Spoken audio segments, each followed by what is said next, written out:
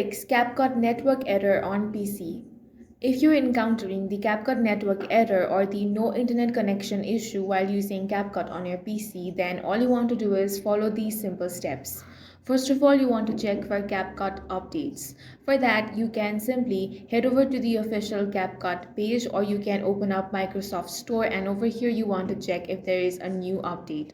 Next thing you want to do is check your Wi-Fi or internet connection. Open up any web browser and head over to any internet speed testing website, and then check if your internet connection is slow or unstable. If it is, you want to switch to a faster Wi-Fi connection or use mobile data. After ensuring a stable connection, restart CapCut and see if the problem persists.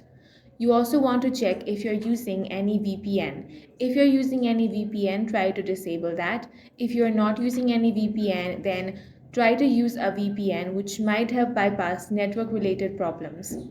After updating CapCut, verifying your internet connection, this issue will be resolved. That's all for this video. If you found it useful, make sure to hit the like button and subscribe for more videos like this.